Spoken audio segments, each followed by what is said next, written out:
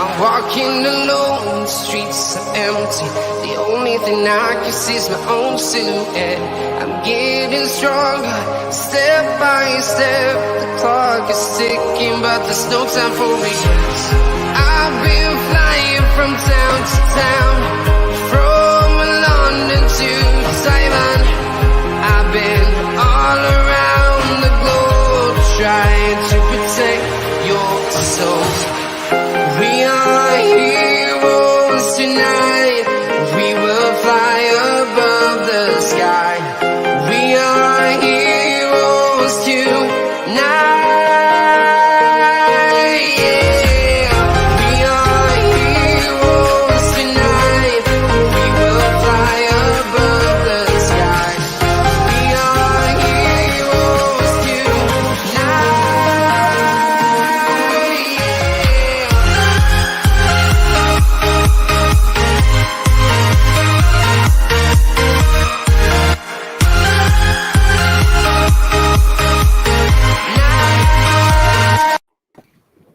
Yes, people, welcome back to the Let's Talk Premier League. We are here for the weekly review show. It's Monday night. What better way to end your Monday by talking about what happened at the weekend, which includes one heck of a humiliation for one London club.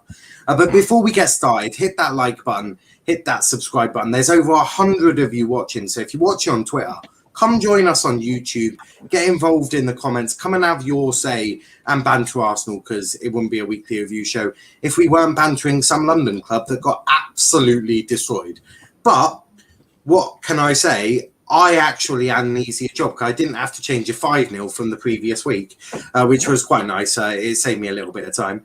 Although I'm pretty sure Norwich had more goals than Arsenal in the league this year, which, you know, is just a little bit embarrassing. But big up to Timo Pukki.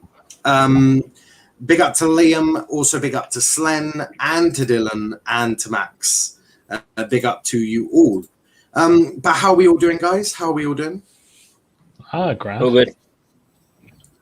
Decent. Everyone won but Gini this weekend.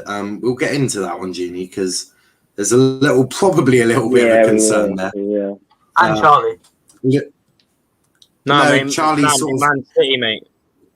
Charlie sort of like, he supports Rovers and then compensates with just going complete oil. He's just he literally just showers himself in oil and he absolutely loves it because it's an easier ride. Also RJ's, yeah, I can see RJ and Kenny going, fuck.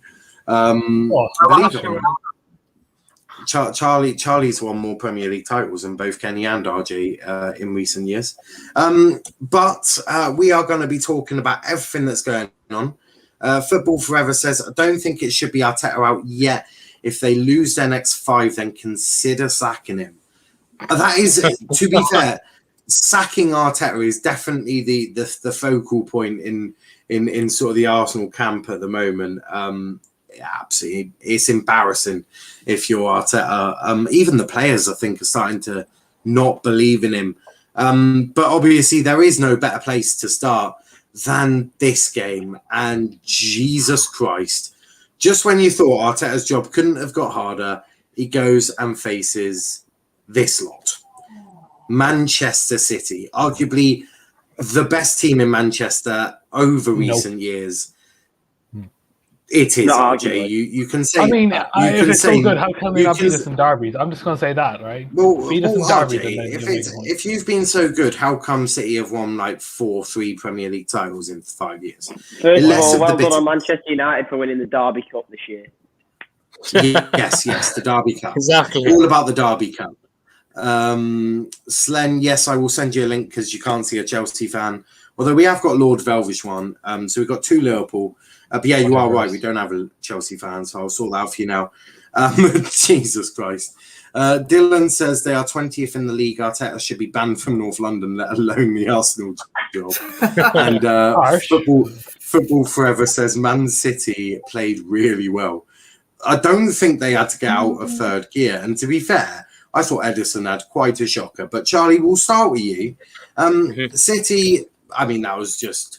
It looked more like a training match than a football match. But what were your thoughts on it? Yeah, I mean, literally, Man City didn't even have to break a sweat.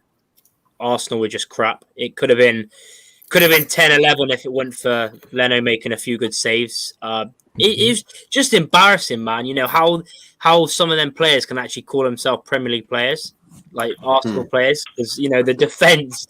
I mean, honestly, you got like Said Kolasinac playing his first Premier League game in like nearly a year, and he's meant to be off.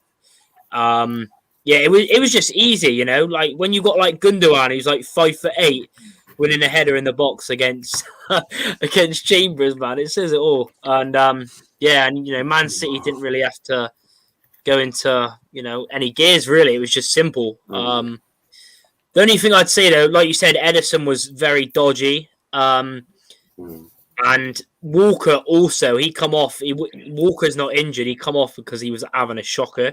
He just kept giving the ball away. I don't know what was up with him, but apart from that, everyone else played really well. Jesus has had a quality start on the wing. Look class, you got Torres had a quality game. Could have had a hat trick. Not much else really. Man City, that Arsenal though, just absolute shambles. I mean, when Norwich have scored more Premier League goals than you this season, it says a very big story, It's not just Norwich. Fred has scored more goals than Arsenal. Even Fred, man. Fred. This is a guy who got spun out by Trenick over the weekend. Like, what the fuck? Yeah, I mean, and obviously Kopp is doing our Instagram, and he chose to use Greenwood's name when even Greenwood's got more goals than Arsenal. It would have been much more effective if you say Fred. That is just when you really, really, really, really, really are in deep shit. Fred. This is barbaric at best. Max says City have been at home twice in a row and won 5-0 in a row. Coincidence? They were playing the two worst sides in the league. Although Norwich have made a couple of good signings. I've been really impressed with their window this year. Gilmore coming in. Brandon Williams looks fairly decent for him at left back. And now signing Kabak with obviously likes Billy Gilmore and all of that. I think Norwich have made a lot of fairly good signings. Slen says total humiliation. That defence looked like a non-league team. That defence wouldn't even make the home park pitch. That defence wouldn't even make Plymouth Argyle. Genuinely, Plymouth Argyle have a better defence than Arsenal Football Club. That's bad. Really bad. But RJ, where do Arsenal go from here? I mean, there's discontent in the fans. They started celebrating Man City's fourth goal, for fuck's sake. They don't want Arteta there. There is a lot of people now who are very much Arteta out. This trust the process has been put in a glass box and smashed with a freaking sledgehammer. They've brutalized it now. It's something used to sort of ridicule them from rivals. But in your opinion, where do Arsenal go from here? Because you'd say the only way is up, but as I said on the EFL show to Aaron, in fact, it could go two ways. I mean, could we, for the first time ever, see Arsenal Football Club relegated from the I was about to say Barclays, but from the Premier League? I mean, could we see that? I mean, I don't know. Look, I'll be real. Look, it's game week 3. I know they've lost, very embarrassing losses, but I do think they'll somehow survive. But for me, I mean, I kind of feel bad for Arteta, really, and I'll say this why, right? Because look, they brought in Ben White, right? Who obviously he's not the best player, but he's been taken out for 2 weeks for COVID. Now, since he's been out, they've lost consecutively because their defense is shit. Because when you're starting players like Callum Chambers and Rob Holding, the guy whose receding hairline is worse than fucking Anthony Martial's haircut. But, look, I mean, it's a bit of a disgrace, to be fair, playing for Arsenal right now. But, look, will they get relegated? I mean, for banter, maybe. I mean, All for Nothing is coming out next year. So, I mean, we might as well have a plot twist, shall we? I mean, look, we are so doing a watch along for all of. Oh, we have to, yeah, like a watch along, definitely 100%. We have to, like I said, We'll have We the do. popcorn. We'll have the can. Literally, Oh, we'll have everything absolutely. ready. To be fair, you'll probably get drunk now while watching that. To be fair, but anyway. No, I want to be sober for every last bit of it. No. I want to really, really be sober for all of that. Unless they go on and win the Champions League or something. Yeah, this isn't FIFA, mate. Second of all, they're not even in it. I feel bad for like so many players, especially young players like Saka, ESR, Odegaard. See, I would feel sorry for Emile Smith Rowe, but Villa came in for him in the summer and he could have left. Yeah. We all make mistakes, don't we? You know. But I don't feel sorry for Emile Smith Rowe. Yeah, okay, he's been, a really good start to the season, but I don't feel sorry for him because why should I feel sorry for him? He's deserves it, really. I mean, he's the one that decided to go there, but it is tough. Before I end this, right, look, all I will say about Arsenal is I don't blame Arteta. I blame the club just for keeping deadwoods like Callum Chambers, like Kolasinac, who really should never be at the club. I'd sell Aubameyang personally because he's a waste of space now. Yeah, sure, you got a hat-trick against West Brom, but if you can't do that like in the EFL Cup, just don't play for a club in the Premier League. Please just get out, right? And look, realistically, he might as well leave because really he hates Arteta at the moment. So we'll see how it goes. No, it is tough. Dylan says, I feel sorry for Lukonga. He's been their best player this season, and Arteta drops him in the toughest game. Idiotic decision. Do you not think that maybe Arteta did that because, to be frankly honest, he knew he was going to get battered and he just wanted to save the poor boy from having to be on the pitch to even witness it? Yeah. I'd Kenny? Do you want to talk on the game or the thoughts on that? Yeah, thoughts on what I just said. Can you explain how your team got battered 5-0?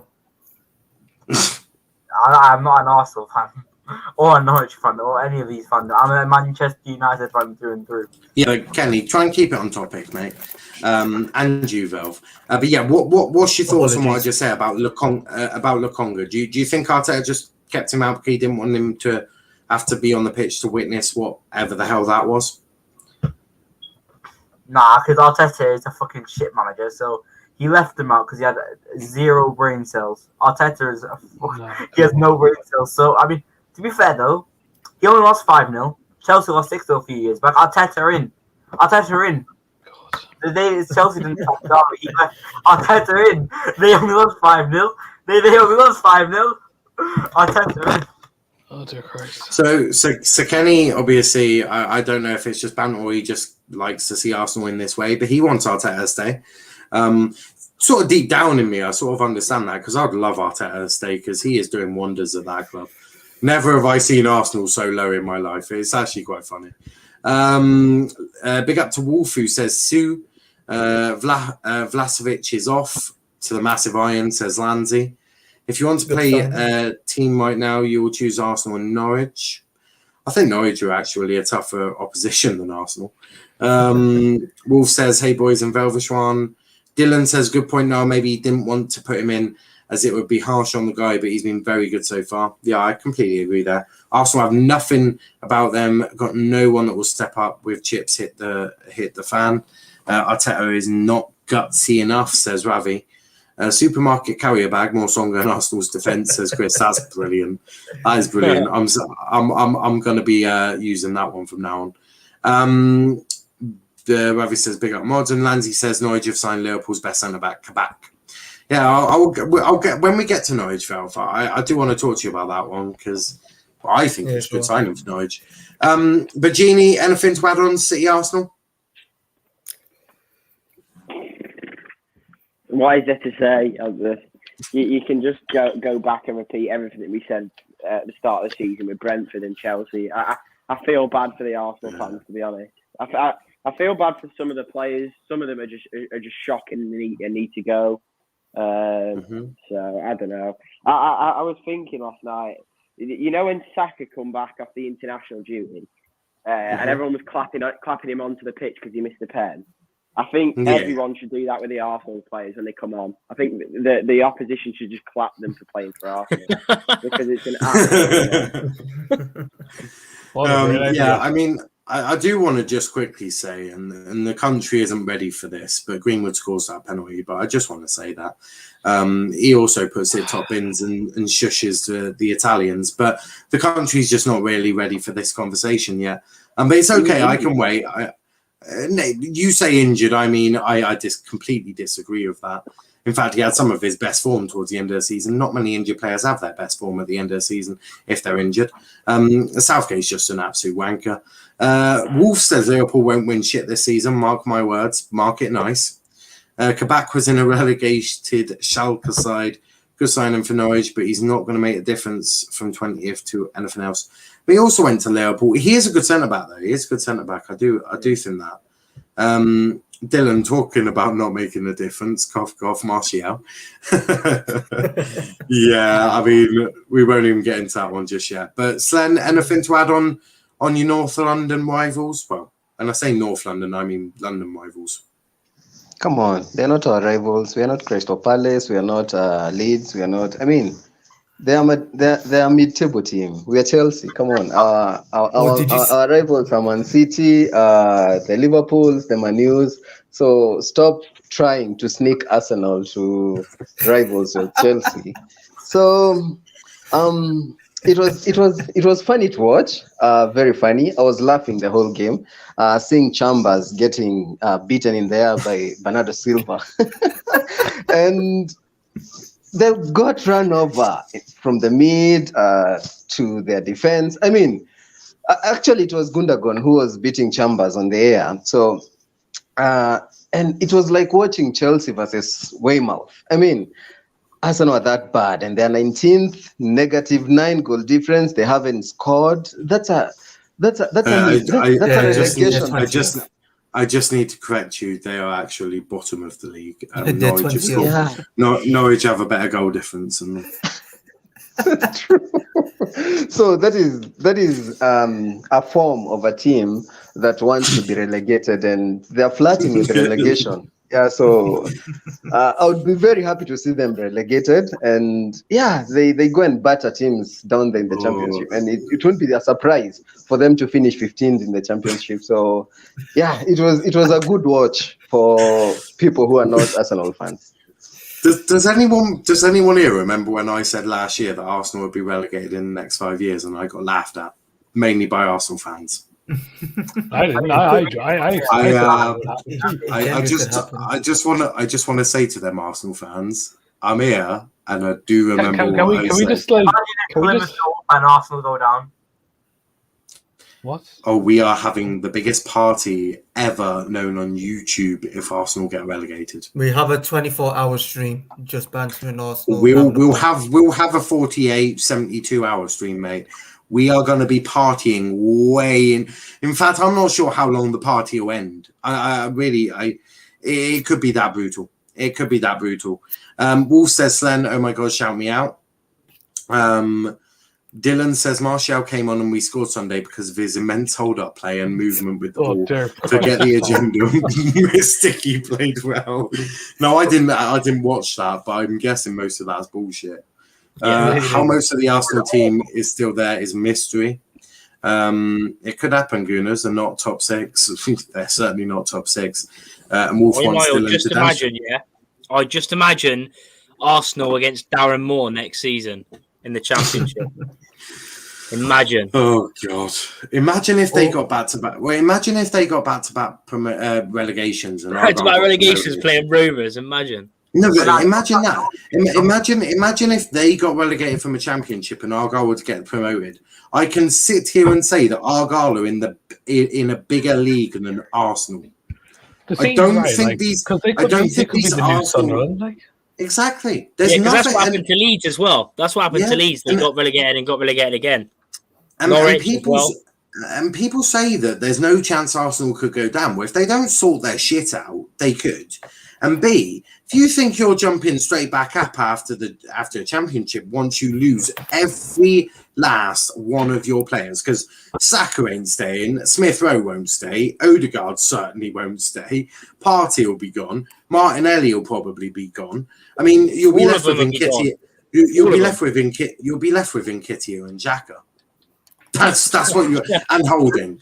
You'll have Holding still, and you'll probably still have Ramsdale and all that, but They'll have the rest of Runnison, them. the legendary keeper. I think I Arsenal's think- next 2 games will dictate whether they're in a relegation. Oh yeah, Like, Niall, Niall, and Yeah, Niall, 6-pointer against Norwich Norwich. at home and Burnley away. They need to win those games, or they could be Oh, anywhere. God, if they lose to Norwich, oh my. No, if they God. lose to Norwich, I think that's it. Norwich and Burnley, then oh my word.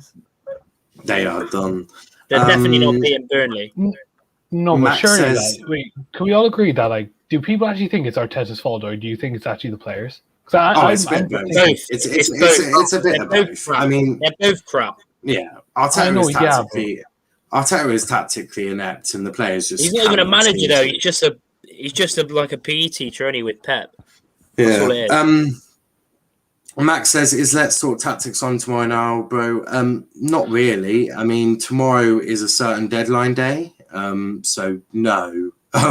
Believe it or not. We'll move for Like, another day. So yeah, probably do it maybe Wednesday or Thursday. I mean, obviously we've got we've got no more Premier League, so we'll certainly have more to do. God, Wolf.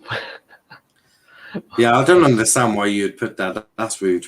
It certainly wasn't me. It was probably James Gordon. I just found the stat. I'm not sure if it's true, but Arsenal's last goal scorer against City in the Premier League was Koscielny.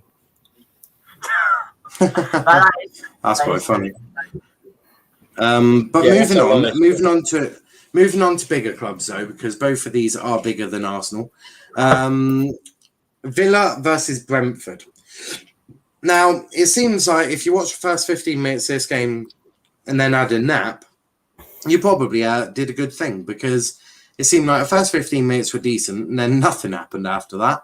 Gini, Villa, Brentford, interesting-ish game, isn't it? Gini is currently masturbating to a picture of Jurgen's face. No, yeah, on paper, You didn't it's a deny good it. game. I'll be honest, I didn't actually watch it, so the Buendia goal was good, but yeah, I don't know much about it.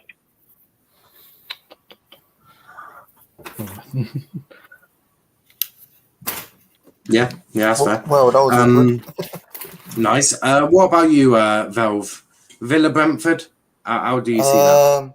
I'm pissed because I benched Ivan Toney in my FPL and I supported Danny Ings when he got the assist. So I'm in the mud. Shut up, Archie, I'm still ahead of you. Actually, I don't know. But, going to the game, I feel like it was just both teams going at each other, both ending up cancelling each other out. Good goals from Buendia and Tony. And I don't know who that Brentford player was that tried claiming that goal. He just took off a Martinez. Oh, yes, number 27. Yeah. Janelle. Man tried to do the Benzema celebration after that. Embarrassing. But that should have been given, though. That should have been given. He was outside the box. Like, surely you're allowed to do that. It was out of his hand. Surely. I don't know. Well, I mean, he's trying to kick it. You know? I think Refs Watch has to come back so we have to review that. Yeah, I've got a Refs Watch planned. I just need to speak to Dom, but Ravi says Brentford are going to get found out in the Prem. Wolf says time me out now. Now you're all right. It's okay. Dylan and you can have a little talk about what you did. Wolf said, oh, never mind. It was James Corden. I am better than Corden. But RJ, Buendia, settling in nice here. Villa, isn't it? Mm-hmm. Yeah, I mean, it was a very nice goal. Very good assist by Danny Ings as well. Yeah, I mean, it was quite unfortunate for Brentford. I mean, like I said, Ivan Toney finally getting his first goal. Like I said, when you believe, boys, he'll get you the points in fantasy. Overrated. Okay, shut up. You have Sadio Mane in your team. So, look, this is why I will say that. So, was it a good game? Probably for the first 15, 20 minutes. And then, nothing really else happened. Nothing too important happened. Other than that, look, the two teams got a point. Well-deserved. And, we move on to the next game. Yeah. Kenny, Ivan Toney, what do you expect to see from him this season? Well, to be honest, I think he's a bit of a penalty merchant. I think He scored a goal. He didn't score a penalty, you idiot. Ivan Toney will be found out this season. Standing ovation for Kenny, please, everyone. Oh my God. I don't have it in my FPL. As should you. You should not have him in your FPL because Brentford, I don't think will have many penalties this season, so he will get rare goals. But aside from joking them, yeah, Brentford do look decent. And I am happy for them, to be honest. The first ever season, they did. From what I saw, they did look very, very good against Aston Villa. Now, to dig into I didn't see the whole game, but from what I did see, they were very, very good, and they have been good for every single game. I mean, they were great against Palace, just couldn't get the goal, and they were, of course, against Arsenal. The worst side in the Prem, of course, they were playing against, but they were still great. Nice. Gini, are Villa relying too much on Danny Ings? Asked Ravi. I'll get you to answer that one. Obviously, you've had Danny Ings at Liverpool.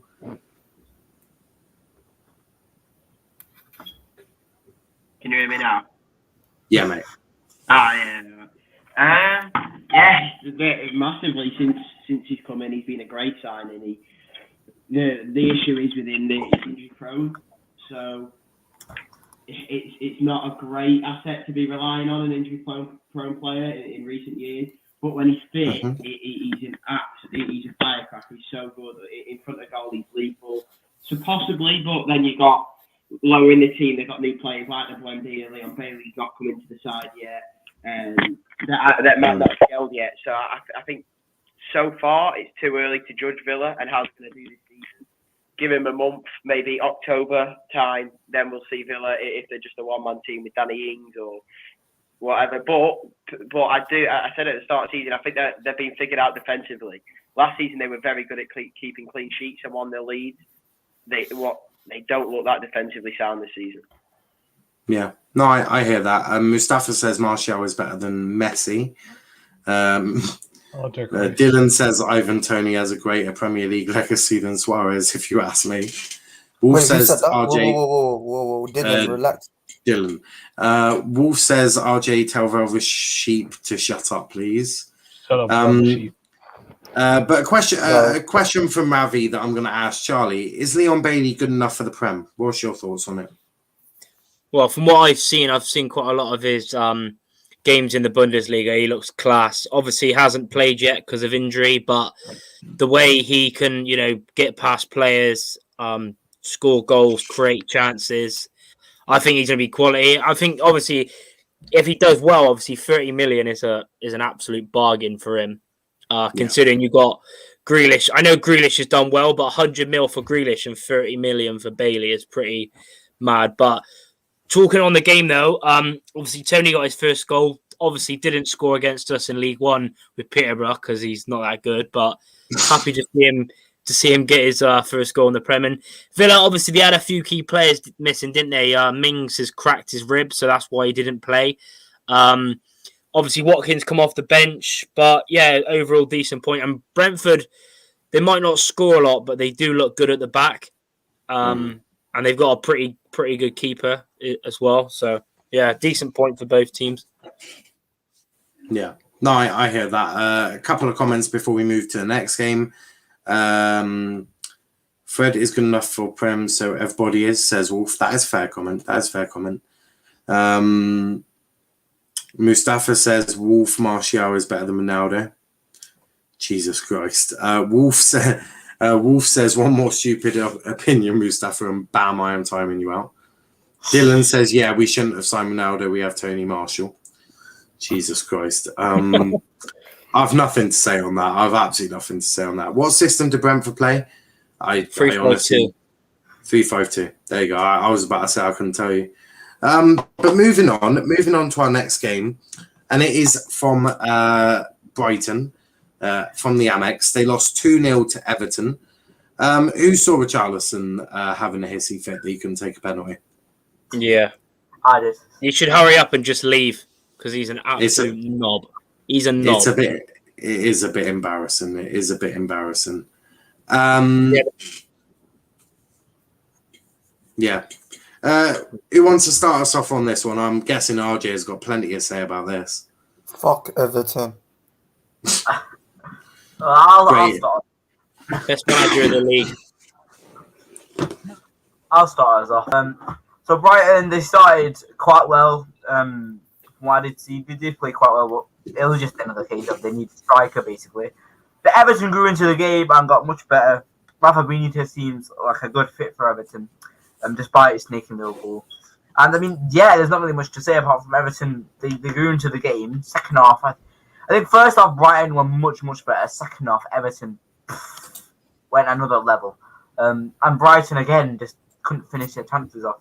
But please don't allow RJ speak on this, please. I beg of you. I beg of you, please. I'm done. Yeah, what? RJ Amex, Brighton losing 2-0 to Everton. It's an Everton side that, look, for me, under a manager, a very good manager, right? I really admire Rafa. I think he is a top manager. Also, Dimitri Gray has come in and really hit the ground running. So there's always Damare, whatever you call him, Dimitri, whatever you call him, really.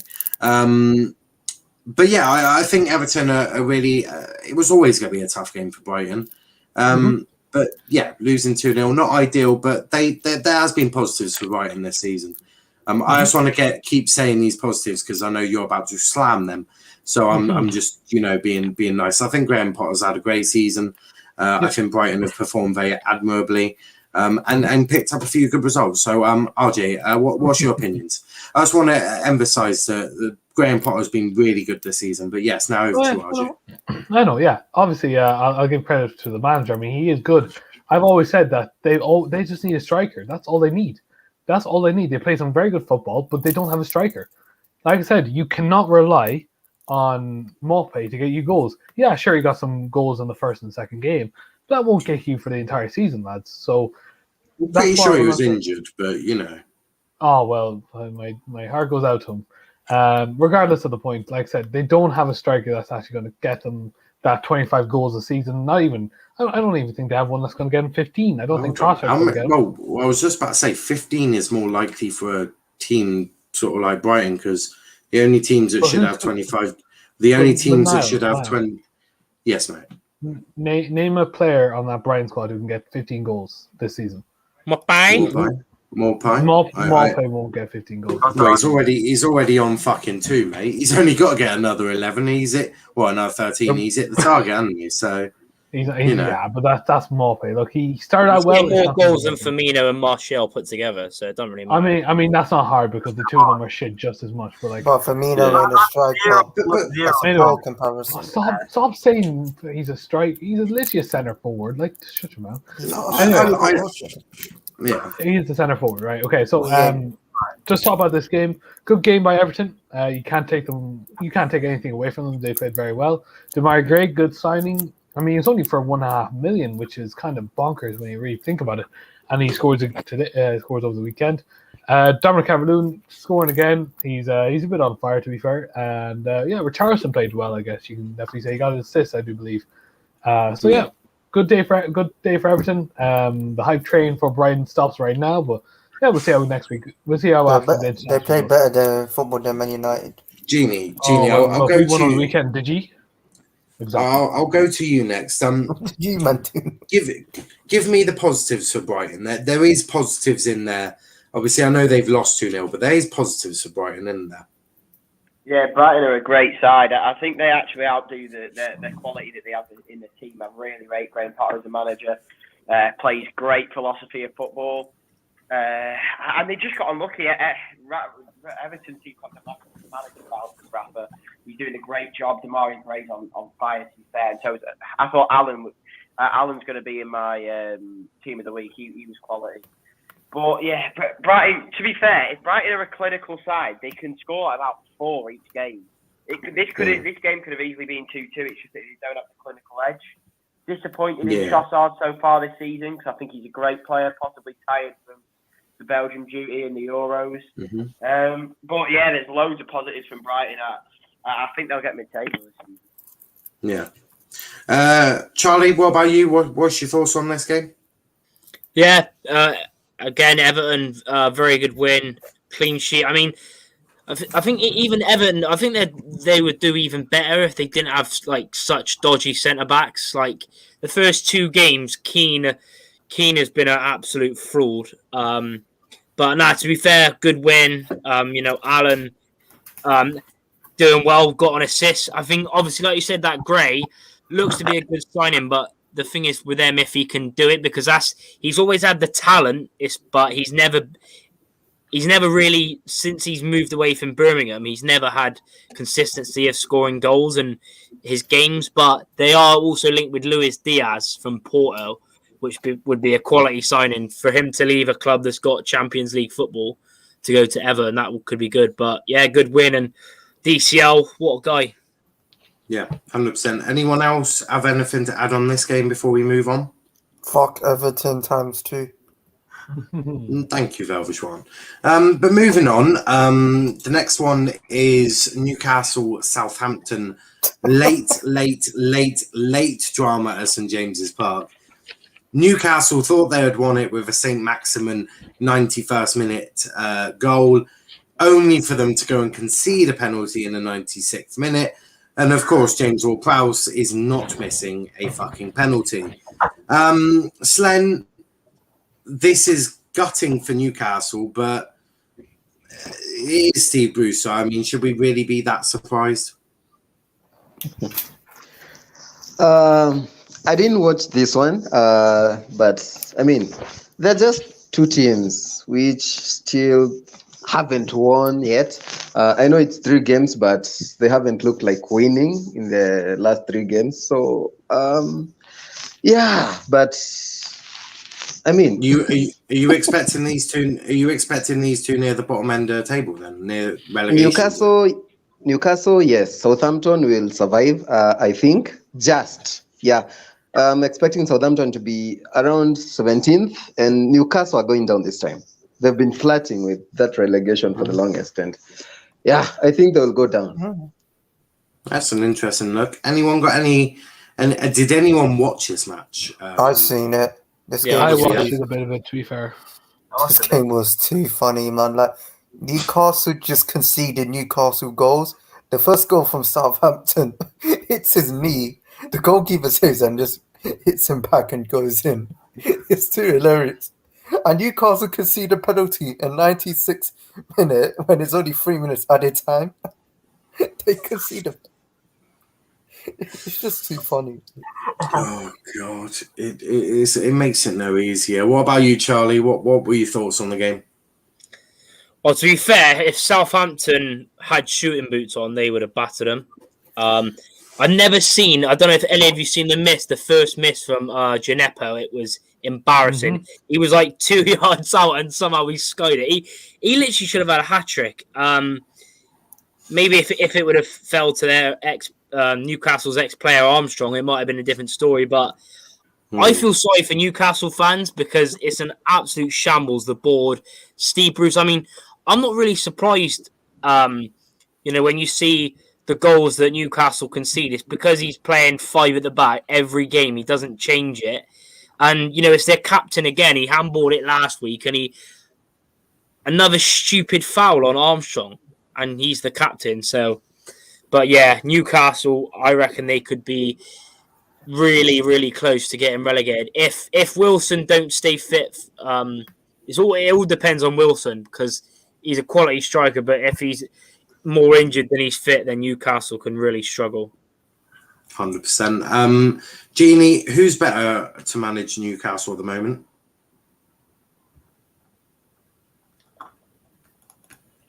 You what? Sorry, Niall? Who else is better to manage Newcastle at the moment? And then who? Well, Steve Bruce, mate. Just get Steve Bruce and then get Kenny in the door. Yeah, come on. Do you really want Newcastle to be relegated? What the fuck? I was just about to say that would be the quickest relegation I've ever seen in my life. Yeah. Stop moving. Kenny. Lampard was quick. Jesus, this guy's Kenny, shut up because your press conferences, I'd have to put them on mute. But RJ, you said you watched this match. What were your thoughts? I just felt unlucky. It just felt so bad for Newcastle. Like I said, and like you said, the fucking captain, I think it's Lascelles, is it? If I'm not wrong. Yeah. Lascelles, yeah. He swears this is fucking gaff football where you can literally do whatever the fuck you want and then get away with it.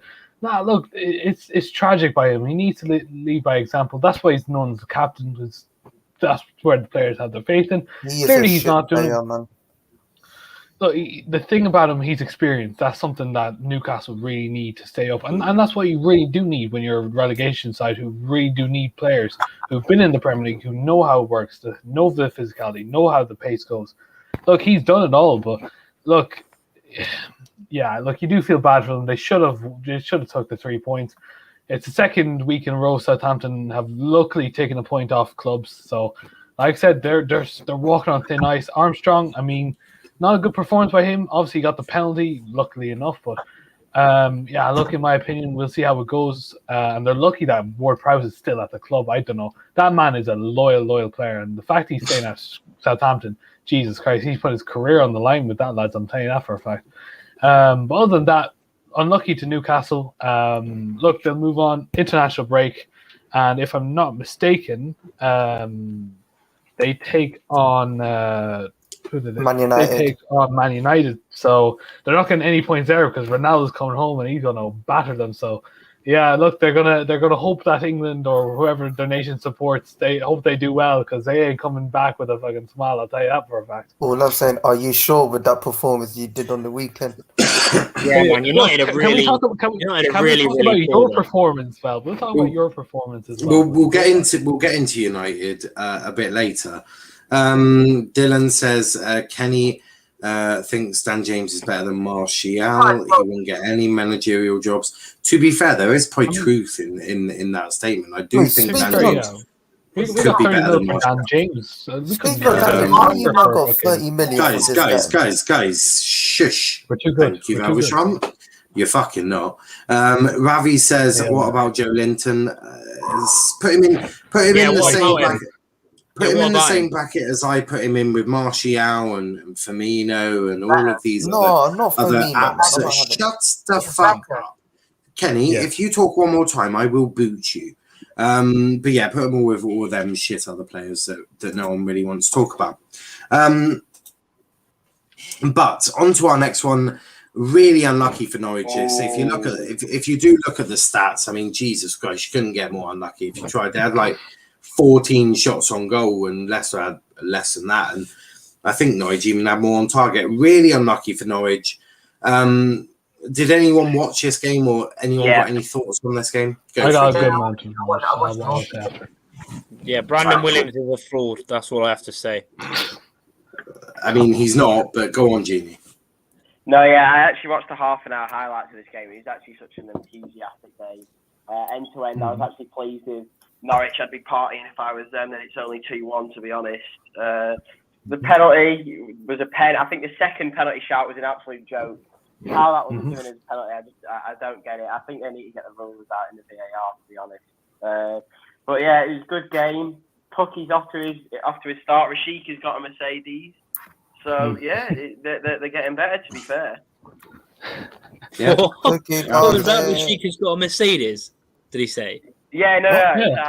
I seen it on like the halftime, like when they would break for halftime. Rashika did like an advert with Mercedes. It was so funny. He brushed his teeth in a Mercedes, a weirdo. Yeah, I'll link it. Yeah, it's classic.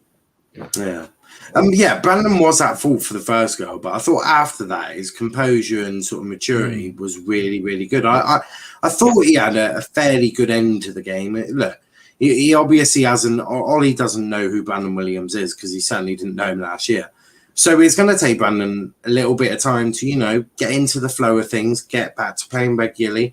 Look, all of these mistakes, and Brandon is still a young player who is still learning. So I think, give him time like you would any other young player. But RG, you said you had thoughts on Norwich, Leicester. What were your thoughts? I mean, I just can't. I'm just kind of baffled how many people write off Jamie Vardy. I mean, he's still a world class athlete. Like people still look. You can say he's not, but like I said, he's banging goals in, week out. And look, the thing is, I still think he can keep going until the end of the season. If he can stay fit, obviously. That defense from Leicester is so worrying right now. And honestly, I personally think Sayonchu is no longer a good player no more. I think he's a liability for that squad. Yeah, he made a load of mistakes. And I think if I'm a Leicester fan, I'm hoping Fofana is back before the end of the summer. Before the end of Christmas or somewhere close, because the fact is, if you're relying on him and Sayonchu and Vestergaard, you're going to be there for a long season. Should he be dropped? I think for a game they should reconsider it. But look, internationals are now. Sayonchu play with next he played. Yes, but Martin is a liability himself. It's just they need to find the right partnership at the club. Yeah, without thing. Yeah. That's what. Yeah. Well, they did have that last season, didn't they, with Johnny Evans and Fofana, but neither of them are free at the moment. Yeah, that's the problem as well. You got Johnny Evans and Vestergaard both out injured, and Fofana. And Fofana. Yeah. So you got three of their best centre backs out injured. So you can understand why. So you can't even drop them. You can't even drop Sayonchu because there's no one else to play there unless they change formation and maybe put Castagna centre back, which they did in the second half, I think. Yeah, right centre back. Right centre back. Yeah, also not good. Yeah, also not good news to them because Pereira come off injured as well, which ain't good again. Look, the thing about Pereira is he's always injury prone. I mean, for the last 5 years, I swear he's been injured for most of the season. Not injury prone. He had that one big injury. Yeah, he had the one big injury. But now he's always getting minor injuries that are affecting his career right now. So that's the definition of injury prone, mate. So look, for Norwich, I mean, finally they get a fucking goal. I mean, at least they got one before Arsenal, ironically enough. Pukki got the penalty. I mean, once you give to Pukki in a penalty shootout, he's on score, to be fair. So golden boot incoming. Not a fucking hope, mate. Seriously, cop on. And look, finally, I think, look, Brandon Williams, look, he did make a mistake at the start of the game. But look, we all make mistakes, Arsenal included. Yeah, 2 mistakes though. He made a mistake for the second because he didn't get close enough to O'Brien. Well, no, but realistically, do you really think that centre back line that Norwich have is good enough? For me, they're league. No, of course not. I think it's getting better with the likes of Kabak coming in. I do rate Kabak. I think what Norwich need. Kabak's crap, man. He'll be good enough for Norwich. No, but the thing is, guys, he'll be good enough for Norwich, right? I think, for a top 6 club, no. It's like, for me, Dan James going to Leeds, I think that's a good signing for him. I think I rate that, and I rate Dan James for doing it. But just like I do rate Kabak going to Norwich, because you got to find their level. And is Kabak a top 6 player? Is he fuck? Is he good enough for a team like Norwich? I absolutely think so. And if they can get a bit of consistency with their players, Brandon on the left, Max Aaron's on the right with Kabak and whoever in the centre, I do think that has the potential to be quite a strong defence. They just need time to work with each other. And I think as the season goes on, I think Norwich will get better and better. And I rate Daniel Farke. I really do. And he is a better coach than Ollie. So Brandon's going to get better coaching for the next, season. So it'll be really good for him. Anyone who wants to argue that Farke is a better coach than Ole Gunnar Solskjaer. No, cool. For fuck's sake, you got relegated, man. Yeah, I was going to say though as well. The problem is with Norwich is they've signed. They've obviously got most of the same players from the last sort of 3 or 4 years that have been relegated, and they signed Rashika, Sargent been relegated last season, Kabak been relegated, so it doesn't really. Like, if I was a Norwich fan, I wouldn't really be confident. He wasn't relegated. He was at Liverpool that time. Yeah, but he was at Schalke still. Yeah, he was at Schalke as well. Pukki isn't underrated. In fact, some would say he's overrated. But moving on, West Ham, Crystal Palace, 2 goals from Gallagher to get them a point from the London Stadium. West Ham look like they're not going for Jesse Lingard, so it looks like Manchester United are not getting a CDM tomorrow, which is put a great big smile on my face. Cry RJ and Kenny. You've got Fed all season. No, we're not. Fucking hell, I'd fucking find a way to You have Ole Gunnar Solskjaer has massive erections over Fred and McTominay, so you got Fred. But anyone, any comments on West Ham, Crystal Palace? Conor Gallagher's a baller, man. Yeah, He's 100%. very good. He's one of West Brom's best player last season. He deserves to be playing in the Premier League. Yeah, and he's doing well at Crystal Palace. And West Ham, they'll be disappointed with that because their defense needs sorting out. Fabianski, I don't think he's all that as a good goalkeeper. I think they should start playing Areola more into this team. And yeah, West Ham, if they get the signs, I heard they're getting Tagliafico. That's already confirmed. That's already confirmed. That's a very good signing for them. Vlahovic as well. Yeah. So they're already doing bits and they're scoring goals, which is not a problem. It's just like get that defense fixed, West Ham, and they'll be challenging for top 4. That's right. Top 4? Yeah, I think. Their squad is I think top 6. Top 6. So, they do Europa League. I don't want to upset you, but if anyone's dropping out of the top 4, it's fucking Liverpool. So I don't think you do want West Ham challenging. I won't be mad because literally we're not signing anyone.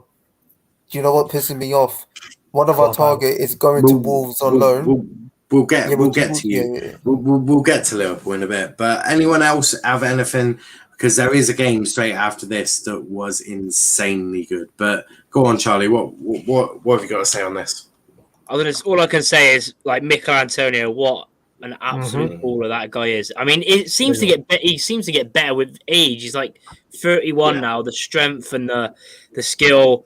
But yeah, they've obviously signed Zuma now. So I mean, Dawson and Ogbonna, but yeah, they just signed Zuma. Obviously, they're linked with quality, and that's the thing that, like, if you look at it, like West Ham about 3 years ago is an absolute mess from top to bottom. But now, Moyes has done well. He's found a style, and the play you've got to look at it. They probably got one of the best midfield partnerships in the league with Souček and Rice. Yeah. Like, top 3, top 4 at least. And yeah. Now, I'd hate to wonder who's your top 3. All I'm going to say is that Palace had 2 shots on target. I talking about pivots. If it's pivots, then yes, I agree. Yeah. No, I do agree. That's what I meant. Pivot, yeah. Oh, pivot. Yeah. But partnerships, God no, they're not a fucking hope. Well, they're definitely up there. RJ, but no one near the best, so that's what I would say. They've got a better pivot than Man United. I didn't say they had the better pivot. What pivot? Well, what partnerships are you putting above them then?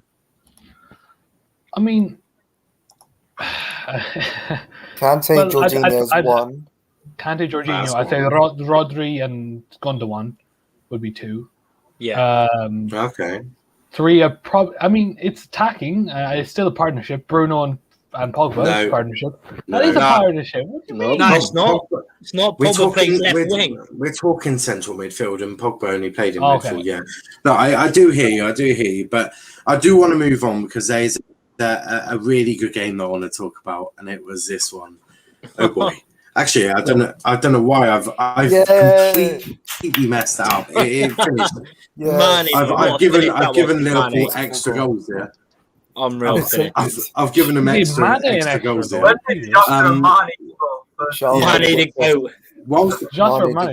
I fix that, what a player. Gini, I'll go to you first.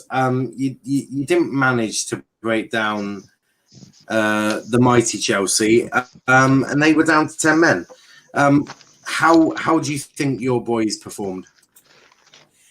It's very tough. Thomas Tuchel's a quality manager, and that's a Chelsea side that's extremely well organised.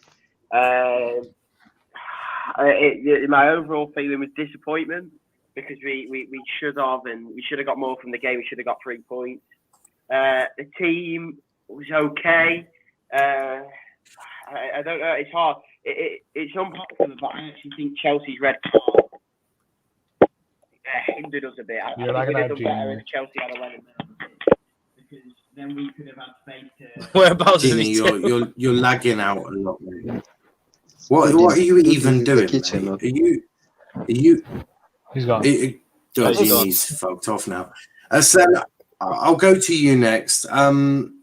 Was that a red card? No, it was a penalty, but I don't think it was a red card. I still stand with what I said when we were doing a watch along. It was never a red card. Mm-hmm. And Taylor, Jesus Christ. I don't know for how many years we'll still keep complaining about this bald ref. But it was a beautiful game. It was a good game. Chelsea showed resilience.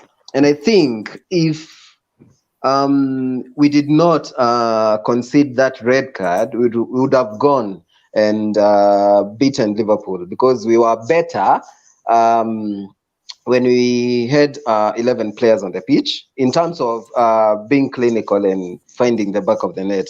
I mean, Liverpool had to be helped. And if it wasn't for that penalty, I think we would have gone and won the match 3 or 4 goals because Mount had a few chances to release Lukaku. Havertz did the same. Kante did the same. They had a few good chances to release someone and just be one-on-one with Alisson, but somehow we didn't do it just before the red card.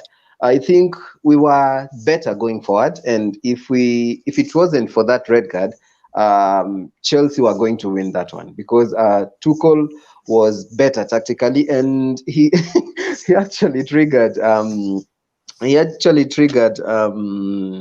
what do you call this, Liverpool, whatever. He triggered the Liverpool manager to make the sub because I don't know where we had hidden this Brazilian fraud because I didn't see him anywhere apart from when he was coming off for Jota. So it was injured. A good game. He was injured. Why did he start in the first place? If you are injured, you don't start. He picked up during the game an injury, so he went to undergo a hamstring injury. Hamstring. Where was he? Like, I didn't see him. I didn't see anything he did up until when he came off. So it was a good game up until Taylor decided to destroy it. And yeah, so I can't wait for the other game at Stamford Bridge. And yeah, we must revenge. I was very confident going into this game. I knew we were going to beat Liverpool. And yeah. Yeah.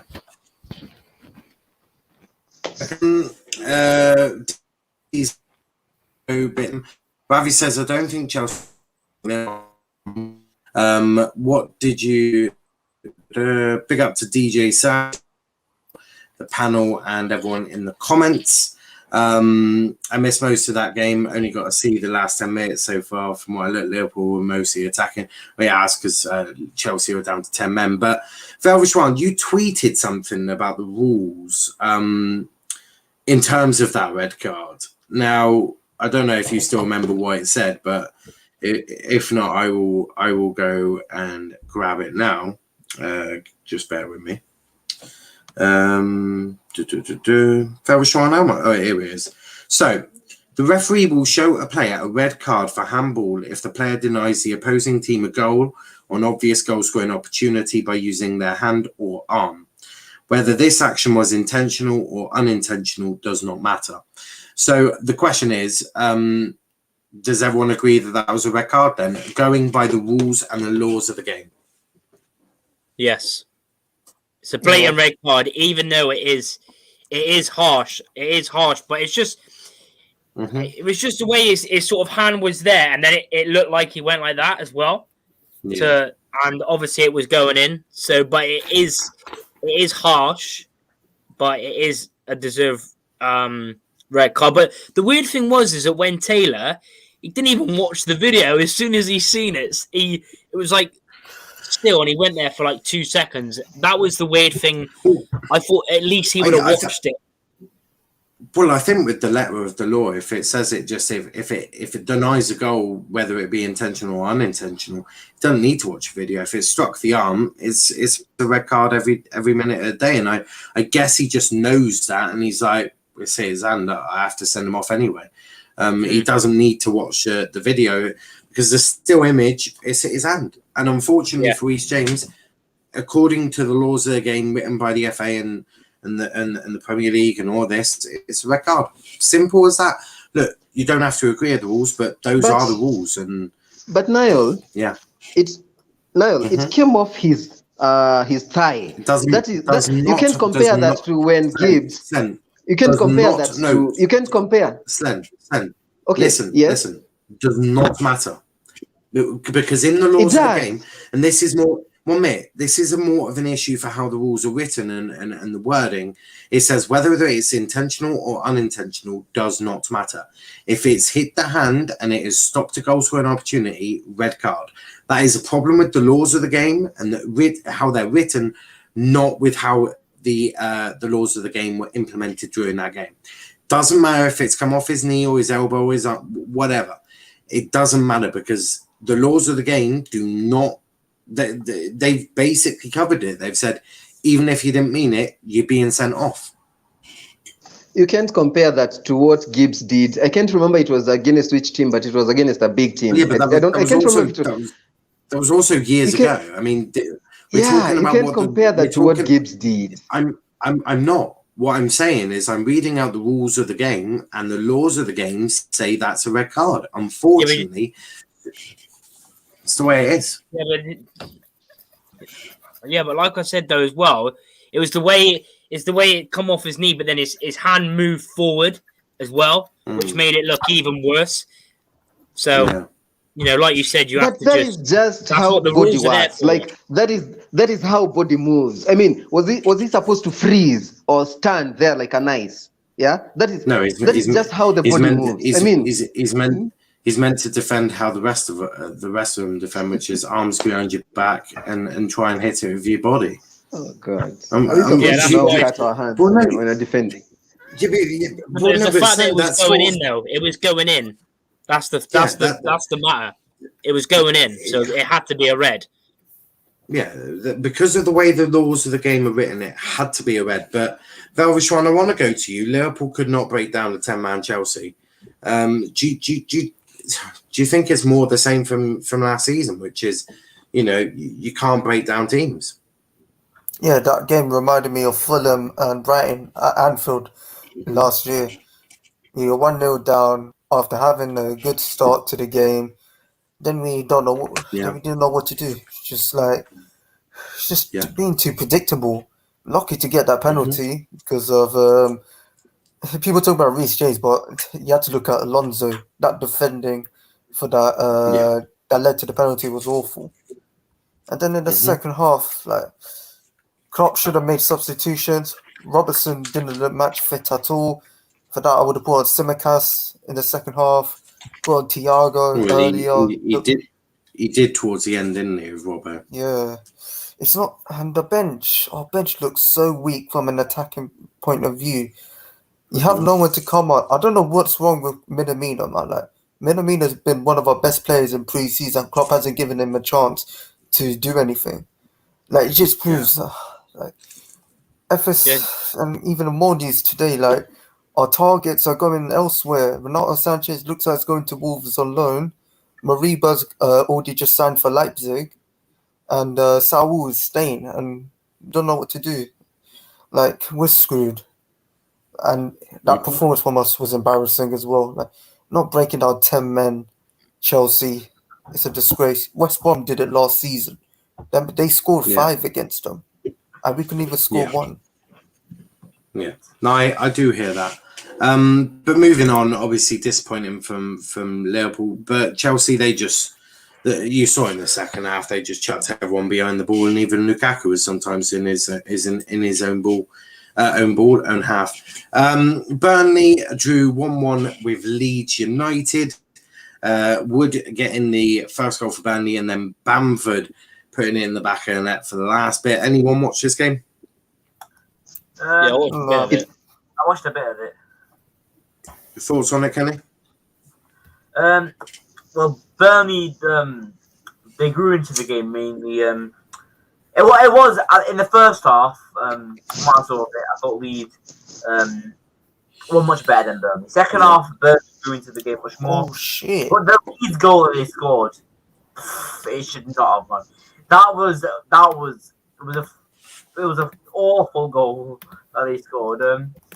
I didn't actually watch most of the second half because I went to the United game, but I watched I watched a bit of it from Match of the Day, and that goal, it should not have gone in. It should not have gone in. There was a million ways that goal might not have gone in, but I mean, it was a good performance from Burnley, promising from Burnley. As for Leeds, they've had a mixed start to the season, but they need to get a first win on board, I think. They're getting Dan James. I think he's good for their system, and I mean, they've got Liverpool next. So hopefully, their first one is in. What about you, Charlie? What did you make of this game? Well, to be fair, Leeds first half, Leeds didn't even have a shot on target. So Burnley, fair play to them, they made it hard. And it was just Leeds. They just need to improve. They haven't sort of found the proper attacking flair they had from last season. And they should have done better though. Second half, Leeds had a few good positions, but they just couldn't find the right pass. Rafinha had a few chances where he went round a man but didn't play the right ball. There was one chance where he got past the ball, but instead of shooting on obviously he wanted to shoot on his preferred left foot, but he shot on his right and it sort of went out. But good point, better point for Burnley though. Yeah, I mean, Sean Dyche is always a tricky team to play against. But moving on to the next one, and something. Which, let me just add I something. remember correctly, should be. Yeah. And that was the most physical game I've seen in I don't know how many years. It had 7 bookings, like tackles were flying all over. I mean, it was like a boxing match. That's just standard Sean Dyche, mate. If you've ever watched Sean Dyche's teams, they're the most physical team you'll ever play against. But it's worked for Dyche. And look, they need to be that physical because without being too rude to Burnley, they haven't quite got the technical attributes to stay in the league. But passing it around and playing lovely football, they have to be physical. They have to get. It's how Burnley play. They just signed how the hell did they sign? How did they sign him? Because I've seen him play a lot. I remember he was against Man City. Was it not last year? The year before, he was amazing in the Champions League when Leon. He scored against them. It was crazy how and it was that's their record signing, 15 million, mind. That is unbelievable. So you can see the Dyche how he does such an amazing job every year. I think it will be tough for them, but I think, like you said, they'll be all right. They know how to play physically. They know how to grind out a game. Yeah, they always, for me, Dyche will always be okay with Burnley. He'll find a way. And unfortunately, and people won't like to see it, it is just get in your face and ask for a fight, basically. Wait. What happens if Burnley get relegated? Sean Dyche to Arsenal? Would that be good? Nah, Sean Dyche has been relegated with Burnley before. He stayed in the Championship, absolutely smashed Championship to smithereens, and got back promoted straight away. So Dyche will do it again. But look, I don't think Burnley will go down. They always have that knack of staying up, don't they? But for Leeds, 2 draws, 1 loss, not a great start. They'll hopefully for them, Dan James will improve them. And do you know what? Dan James, for me, should never have gone to United. He was always a Leeds type player. And he's finally at Leeds, and I think he'll do well under Bielsa. Look, physical in terms of the running, high energy, counter-attacking, basically just full-blown attack will suit Dan James to a T. But the next game is obviously Spurs versus Watford. Wow, Renato Sanchez to Wolves, that's quite funny. That's crazy, that is. That is crazy. But Spurs, Watford... Nuno Espirito Santos with a really good start for Spurs, actually. 3 wins out of his first 3 games. Beating City, obviously, beating... who did they play last week? Wolves. Yeah, Wolves. And then, obviously, beating Watford, all by 1 goal. He's won 1-0 at every single game. Good start for Nuno, though, and a good start for Spurs. I'm sure the fans are a lot more happier with Nuno than they were with Jose. They should owe an apology to Nuno, calling him the B-Tech Jose, calling him that. Like, you need to give the manager a chance. He's done wonders so far at Spurs, getting you the results. He's making Dyer look like a decent centre-back.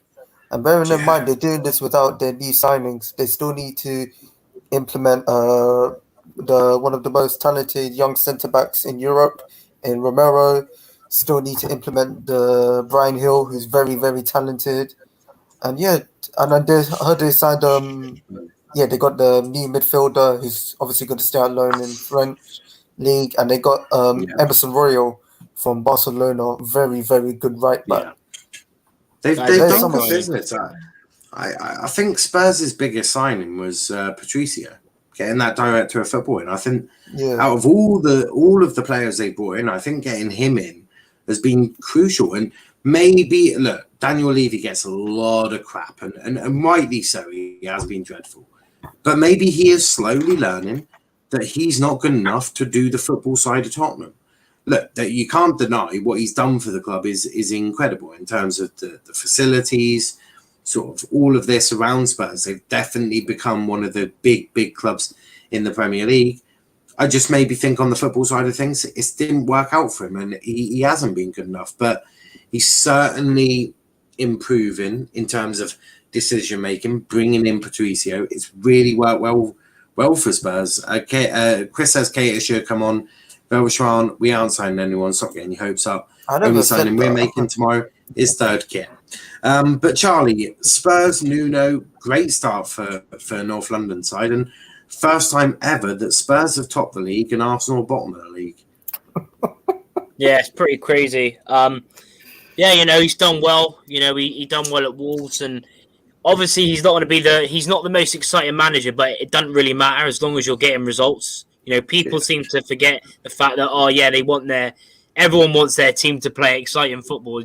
Everyone, but as long as you're getting results, he's like Velviswan said, he's making Eric Dyer look like prime, Bobby Moore or whatever. But like you said, and as well the signings, I really do like the signings as well. Young talent. Brian Hill looks really good. Romero as well. And that right back Emerson, he is class. He's a baller. So, and for him, also they're starting to, unlike Arsenal, they're actually getting rid of the deadwood, like Aurier, Sissoko, all them, and it looks to be looking up. So it should be interesting to see how they get on throughout the season. The funny thing, Emerson rejected Arsenal to join Spurs.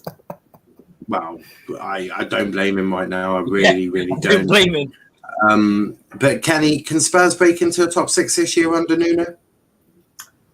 I don't see a reason why not. I mean, at the start of the year when we all made our predictions, they didn't look too good, but they've kept Kane. Apparently on deadline day, they are looking at a few signings. I've seen them looking at Lautaro Martinez. I don't know why they would need another striker, but he is decent. And I mean, they definitely could break into that top 6. Considering West Ham are in Europa League, Arsenal just finished, and Villa are adjusting to the squad. So they probably will get 6th, to be completely honest. I don't think any of us expected Spurs to do this well. But Slen, Spurs, top 6 looking like that could happen. Could they even sneak into top 4 if they get a couple more signings? No chance. I mean, if you're going to play a counter-attacking football against Watford, fucking Watford, I mean, I don't know. Yes, they got a result, but that was. I was about to say yes, they may have played counter-attacking football against Watford, but they got the 3 points. And yes, they're only winning by 1 goal margins. And they can do that for 38 games. No. Well, actually, that's a lie. Ollie's managed to do it, and he did quite well. But in terms of Nuno, getting the points on the board is important. I think as he grows into the job, I think he'll become more attacking. It's getting that trust in the back, and I think it does take time. It takes time for him to adjust to the players. You look at Brian Hill and all of these players. If they do get Martinez, they've kept Son, they've kept Kane. They've got a good sort of attack around them. I really like Oliver Skipp. He did wonders at Norwich last season in the Championship. Nuno's brought him in. Dele Alli looks rejuvenated under Nuno. Almost like the Dele Alli that we saw prior to sort of the season that Maurizio had a really, really poor start to the season. Things are looking up for Spurs, and they might not get top 4 this year, but if they continue with the trajectory, if they continue working well with Patricio, they continue making good signings, and Nuno continues to develop as a manager, I do think Spurs could get top 4 at some point. Maybe not this year, but I do think if they continue to get these players, and I think the most important thing for Spurs is getting that cup, winning something. Maybe that can be the Conference League. Maybe that could be a Carabao Cup. I think Nuno needs to try and win something. Maybe, again, not this year, but I do think soon Nuno could get them a Carabao Cup or even an FA Cup. We saw Leicester win it last season. There's nothing to say that Spurs, can't win a Carabao Cup. They got to a final last year, sacked Jose, which I thought was a stupid decision. I think if Jose was in that match, he probably does maybe win that match. I thought Man City were quite poor. So I do think that Spurs, made a lot of errors, but I think they're slowly starting to fix them. And look at what is behind that score. Look at the infrastructure of Spurs. They look an attractive club. If they can get things right, they look an attractive club. I mean, you'd love to play at the Tottenham Hotspur Stadium. It looks beautiful. Jules Koundé's not going Chelsea anyway, so it don't matter. Yeah, but Koundé always wanted Champions League football, and also Sevilla wanted the 70 million that they're holding out for that. So you look at Spurs, and it looks attractive. It looks an attractive sort of option for a player, and I think early start, but a really good start for Spurs. And as you'll see from the title, Greenwood saves United again. This kid, he's still a kid. He's really, really, really, really starting to show everyone what he is about, and he's making Ollie. If Ollie drops him, it'll make Ollie look like an absolute fucking tit. There's some people even saying that Greenwood could even get Golden Boot this year, which I don't think anyone would have predicted Greenwood to do that. 3 goals, 3 games. Kenny, I'll start with you. How impressed have you been with Greenwood's start? I mean, United, we could go in all day about what the issues at United is. They're the same issues that they were last season and the season before that and all that. Your fucking midfield is shite. But Greenwood, he's had a fantastic start to the season, hasn't he? Yeah, definitely. I mean, without Greenwood, Ole would be finished right now. Because without Greenwood, we'd currently be on probably 3 points. Would probably score. But let's just say ending on 4 points. That with a lead, Southampton and Wolves, Ole would be finished. But Greenwood, he's just amazing. He makes chances out of nothing. In that game, without Greenwood, we would have never scored. That chance was out of nothing. The problem I had with the tactics today was we were just counter-attacking. We were just boring defensive. We couldn't create anything. And we did play the Cavani on, but what's the point of putting Cavani on? I know he doesn't normally score goals, but what's the point of putting Cavani on if you're not going to create the chances? If you're not going to change the fucking tactics to go more attacking? That's why Greenwood's goal was so important, because it was out of nothing. We were never going to get another goal. Wolves just could not finish, I'll be honest. I mean, we were fucking shit. This better change once we bring Ronaldo, because if it doesn't, then, I mean, we're going to be boring. We're going to be fourth. I don't want to dampen the United spirits on Ronaldo, but you've just mentioned the issue. What is the point of having Ronaldo if you're not going to create for him? Because Ronaldo is not the Ronaldo of 10, 15 years ago. He's not a spring chicken, right? Ronaldo is now a centre forward. He is a Cavani, right? He is someone who will sit in the box, wait for the chances to come to him. If you're not going to create the chances, there is absolutely no fucking point of having Cristiano Ronaldo there. Now, of course, Ronaldo is going to up the levels. Levels are going to be instantly upped, right? Because they have to be, right? Ronaldo's not going to accept second-rate work rate from other players. Bruno's going to have to up his game. I think Bruno in the last couple of games has been fucking non-existent, almost to a point that I'm considering whacking him out of my FPL. He's already gone from mine. Well, yeah, that's the thing. A lot of people are starting to think that, and look, we're not always going to discuss about Bruno, but for the last couple of games he has been disappointing. And Dan James, I really don't understand the point of playing Dan James, to be brutally honest with you. I think Martial is finished club, and again, similar to Arsenal, United's biggest problem not getting with dead wood. Mata's still there, Matic is still there. Phil Jones is still there. Martial is still there. You've managed to get rid of Dan James. Fred's still there. I mean, all of these Ollie's issues. Still there. Ollie's still there. Carrick's still there. They got 4 keepers. It's madness. Yeah. Madness. Having Lee Grant still there, I mean, I really don't understand that. 4 keepers, mine. 4 keepers. Yeah. And the thing is, I don't even mind Ollie still being there. Ollie has to win something this season, guaranteed. If he doesn't, he has to go. Right, minimum. Right, should have won a Europa League last year. Should have won it. Don't want to hear any excuses. Should have absolutely won that. Arguably should have been the FA Cup winners. I think you should have won that. Right, you should have beaten Leicester. You should have beaten these teams to go and win the FA Cup. He has to win something. You've brought in Sancho. You've brought in Varane. You've brought in Ronaldo. I mean, I don't care if you've still got fucking Fred in your midfield. You have to win something. Yeah, there's no excuses, is there? No. Yeah, there's no excuses. We have to win something. We've got 4 chances of silverware this year. Premier League and Champions League are the least likely, of course. But if we don't get at least an FA Cup or the City Cup, yeah, I know it is. But we could have at least get to the final of that. We definitely should get the FA Cup in the bag.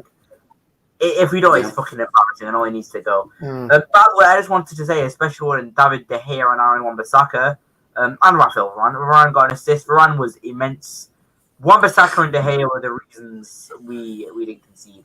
Wan-Bissaka had that goal-saving clearance. And De Gea was just immense the whole way through. But that save. That was stupid, man.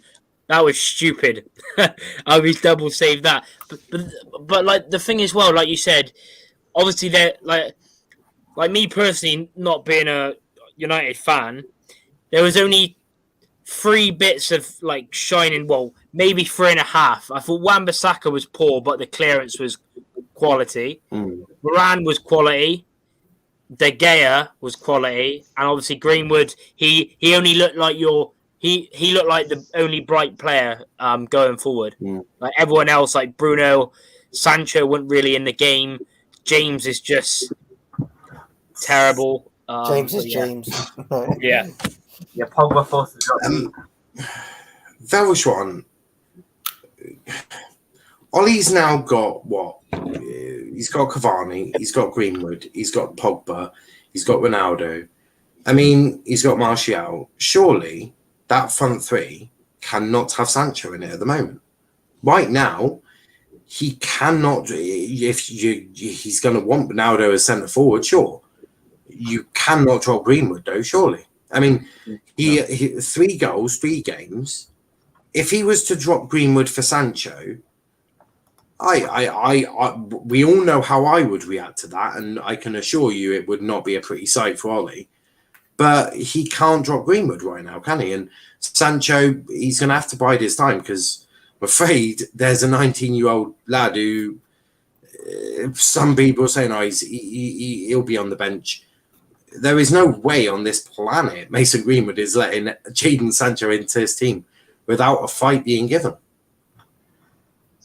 Yeah, it's going to be difficult for Sancho. Like, you're going up against players who are unproven.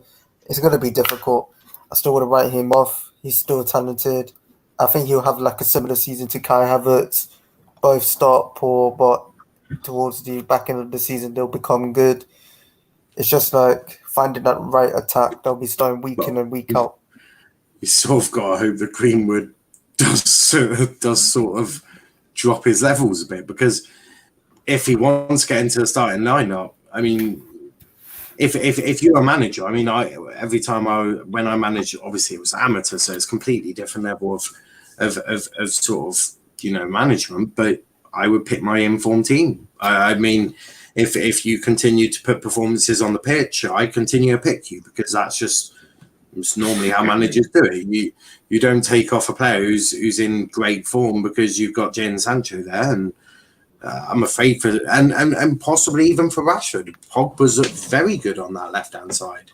I would argue that United's best sort of quarter of their attack has been Greenwood up front with Bruno in behind and Pogba on the left. It worked so well against Leeds. I don't know why the fuck Ollie changed it against Southampton, because it worked so well against Leeds. Started sort of...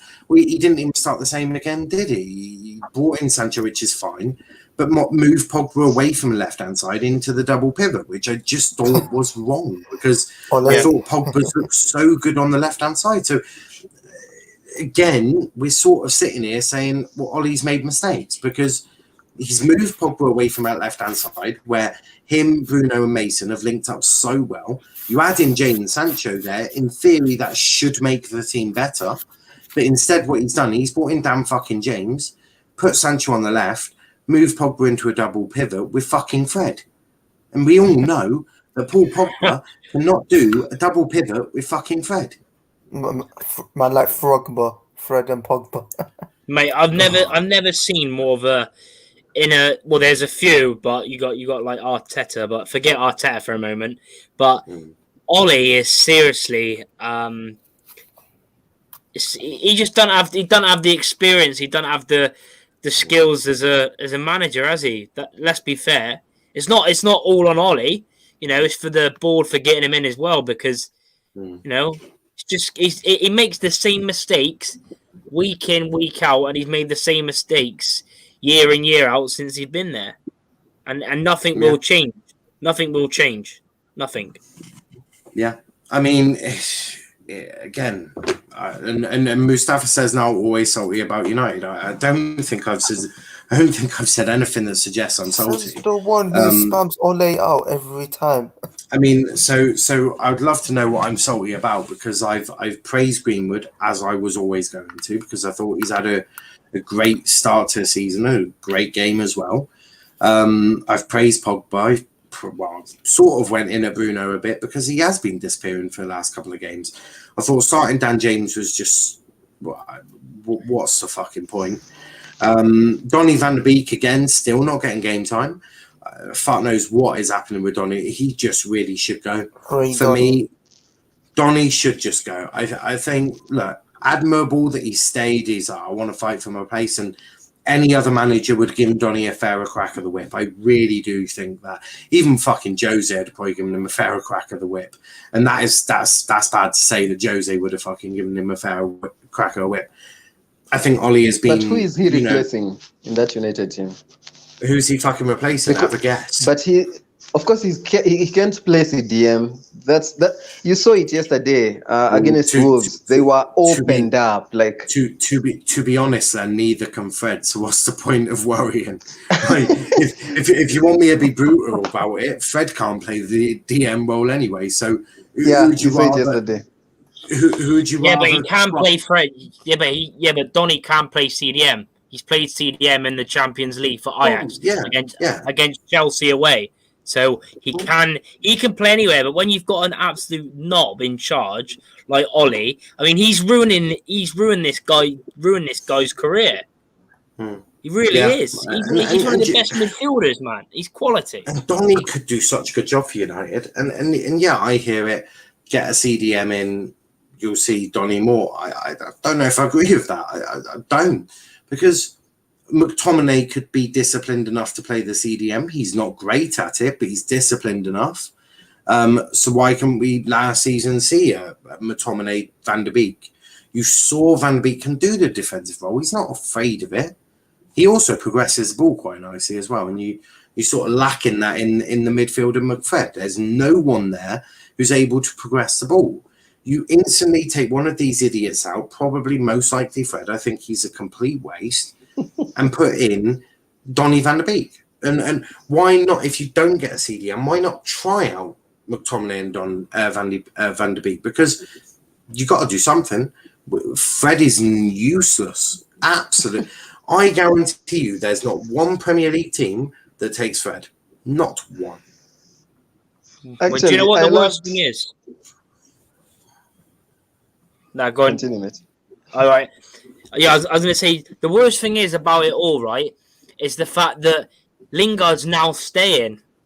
So that makes Donny's chances even more, because even what was it the first game or against Southampton where he brought on Lingard instead of Donny? So I don't know. I feel sorry for the kid. I really do. Yeah, I agree. I do agree. Trincao, the Barca player on loan at Wolves, looked quite good, and Traore was a beast. Traore is always a beast, but he did fuck all. Let's be totally honest, man. You were lucky yesterday. Wolves had many chances to score. If they had better end product and if De Gea had not made those saves, it would have been a different result, and I agree. In more positive news, Man U break the record for longest unbeaten run away from home in the Premier League. They do have that. Donny might miss out in the Dutch team because he hasn't been getting enough game time. He's already missed this call up. He's already missed this call up, which is horrific. Yeah, he needs to force it, I think. Fred out, Donny and Ollie need to make that change. If he doesn't, then his coaches need to tell him to do so. There's no bravery. He's too afraid. Or he's sucking off Fred and but the coaches are crap as well, though. The coaches ain't going to do nothing. What are they going to do for their best mates? They have brought in a new set piece coach, which I do rate. I do rate him, but it's about the only thing they've done right in that coaching team, if I'm being completely honest with you. But lastly, obviously, let's look at the league table. So as it stands after match day 3, Tottenham at the top of the league, with West Ham, Manchester United, Chelsea, Liverpool and Everton all on 7 points, with Man City, Brighton, Leicester all on 6, Brentford the only team on 5, Villa the only team on 4, Watford the only team on 3, followed by Southampton, Crystal Palace, Leeds all on 2, with Burnley and Newcastle both on 1, and the bottom 3 all on 0 points, Wolverhampton Wanderers, Norwich City and Arsenal bottom of the league. And the reason they're bottom of the league is because they've not scored a goal in this season. But that is the league, but that is not the only. We do not end there. We do have one final thing to do, and everyone knows what this is. It is time to pick our team of the week. Obviously, it will get posted on Twitter, and we all know that Starboy for me probably does get in, because I'm not going to lie, I was at Foxton yesterday, and I haven't really watched an awful lot of football, so I'm going to be guided on the games I've watched and on what everyone else picks. So yes, starting with goalkeeper. Out of the goalkeeping performance I've seen, and I definitely cannot give it to Edison, that's for sure. I am going to give my vote to David De Gea. That is who I'm going for. He has saved United 3 points there, really has. But Kenny, who would you be going for goalkeeper? Definitely De Gea. Another great performance. He does look to have gained his confidence back now. I'm happy. Yeah. Yeah, no, I'd agree with that. He's starting to look more like the De Gea we saw years ago than we did under Ollie. I mean, he's done very well. But Charlie, who would you go for? Yeah, it has to be De Gea. Perfect. Velshwan, who would you have gone for? De Gea. And Slen, who would have been your pick? I'll give it to De Gea, but Jose Sa was very close to replacing him. If he saved that shot from Starboy, he would have been my goalkeeper of the week. Yeah, it was howler goalkeeping, that's for sure. Also, is everyone happy with the 4-3-3 formation? Yeah. Yeah. It's the most one used by most teams. There's variations of it. Obviously, you got Ollie's 4-2-3-1, but Liverpool play with the 4-3-3. I mean, Tuchel plays with whatever weird ass formation he's got. More like a 3-4. It's more like a 3-4-3, but everyone's moving. But the reason I say whatever he plays is because I still haven't quite worked out the tactical mindset of fucking Thomas Tuchel, nor that I ever will, because he's just too good in my opinion. He's that brilliant. He is, and I'm also a YouTuber. If I knew how to be Tuchel, I'd have a job at a Premier League top 6 club by now. RJ says hello, can't be on as have school tomorrow. Unlucky to RJ there. James is going to Leeds. De Gea back to his best. Love to see a great save. I have no idea. I hope so, to be honest. He's a bit useless at United. He is a bit. But right back, I honestly couldn't fucking tell you. Honestly. I haven't watched enough football. So, Kenny, would you pick at right back? It's quite tough, to be honest. I would go with. Kenny is currently Googling right backs in the Premier League, isn't he? I'll go with. I can't think. Give it to Aaron Wan-Bissaka. Come on. Jesus Christ. Jesus Christ. What the fuck? He was shit, man, apart from the clearance. He was bad. He was horrific. You can't think of something. You have to go for your own. This is why I'm not picking a right back, because I just haven't seen any. Charlie, who'd you go for? It's between two players for me. Either Trent. I thought Trent was good. I thought the balls he put in the box was good. Should have had an assist, but Jota missed the header. Or out of the Pereira from Leicester, but he went off too early, so I can't really give it. I'm going to go Trent. I thought he was really good. Trent, okay. Velv? I'll give it to Reece James for that goal line clearance. His vote goes to Aaron Wan-Bissaka. And your serious one now, Velv? I would have put Trent in. I'll put Joseph Tanganga. I thought he was very good. Okay. Slam? I'll give it to Cancelo. I think he played left back. Yeah, he played left back. He played right back. Walker came off and he played right back second half. He played right back. Yeah, and he did very well. It's against Arsenal, but he did very well. So we've had one vote for Wan-Bissaka, one vote for Trent, one vote for Tanganga, and one vote for fucking Cancelo. And I have not watched enough of the. I'm not fucking put Wan-Bissaka in there. You've got another thing. You got another thing coming. Well, I watched. The thing for Tanganga is I didn't watch the game, so I can't really give it a Tanganga. Cancelo, well, it's Arsenal tax, and it's like, I'm sorry, it is Arsenal tax. So I'm going to give it a Trent. There we go. Again, it's the only one I really watched to know. But yeah, I'll give it a Trent Alexander-Arnold. Centre-back pairing, though. Kenny? Actually, Coleman is another shout on the right. Oh, yeah, that's true, actually. I forgot about him. That is true. Who? He plays for Coleman. He did very well for Everton. Yeah, let's go Coleman instead. Forget Trent. You want to go Coleman, yeah? Yeah. No, That's a good show, actually. I forgot that He won the penalty, won he, and looked I pretty am not having an Evertonian in this team. Well, you've unfortunately been outvoted. Centre backs, though. Kenny, who are you going for? I would go for Varane and Rudiger. I think they both had good games. Okay. Charlie? I'm going to go. It has to be Varane, and I'm actually going to go for a player who I thought I would never say this.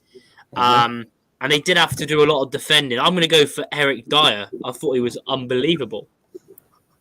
That is quite funny. Honestly, never thought I'd say it, but he was class. Velvishwan? Christensen and Van Dijk.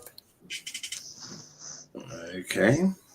And then Van Dijk. What about you, Sen? I'll go for Christensen and Rudiger. Okay, and I'm going to be giving it to Varane. And I, again, didn't watch Eric Dyer's game, so I can't give it him. I'll give it a Christensen over Rudiger. I thought Christensen was absolutely amazing. Van Dijk's, RJ says Van Dijk had Lukaku in his back pocket. Didn't have him in this. Well, second half, Lukaku wasn't even playing as striker, so he didn't really have him in his back pocket. But I've said Varane, and I've given it to Christensen, and I've given I give it over Varane over Rudiger because I'm just being nice to United here. Christensen. There we go. Left back. Who are we all going for left back? Luke Who's Shaw. going first? Well, Kenny says Luke Shaw. Chris, not Chris. Charlie. Regulon. Guillaume. Valve. Regulon. Slen. I'll give it to Alonso. Okay, Regulon it is. So central midfield. We'll start with the most deeper central midfielder. Doesn't have to be a DM, but just the deepest one you want in your midfield. So Kenny, who are you putting in the deep midfield role? I'm not really sure. You're not really sure. What about let's just go with Alan from Everton. Who from Everton? Alan, he said. Alan, right? Okay. Charlie.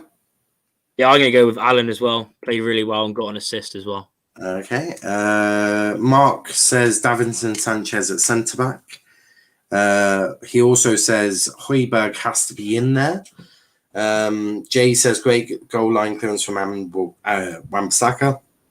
RJ says did Slam watch any other game? It would appear not. But 2 votes for Alan. Velvishwan, who are you going for?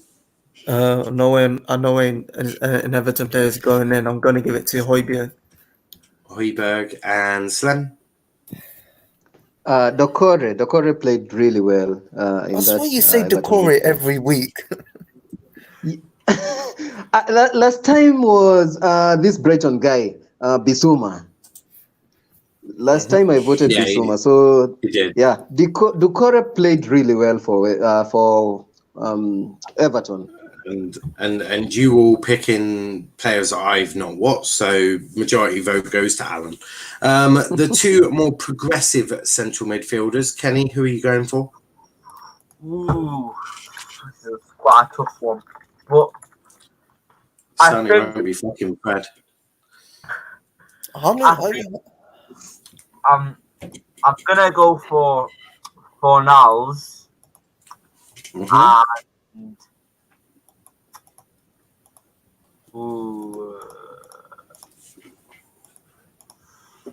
hell. Is he searching up play? He's actually searching up. He didn't even watch any games. I'm searching up matches to see. Conor Gallagher, Kenny. That's a good shout. Yeah, Conor Gallagher. I completely forgot. Apologies for that. Yeah, Gallagher and what else I said? Fornals. Yeah. So 1 vote for each of them. Charlie. Has to be Gallagher. The other one, I thought Højbjerg was very good as well. Højbjerg. So Mark's going to be quite happy about that because he said Højbjerg and Gallagher. So Liam says Ferran Torres should be in here. We're doing central midfielders.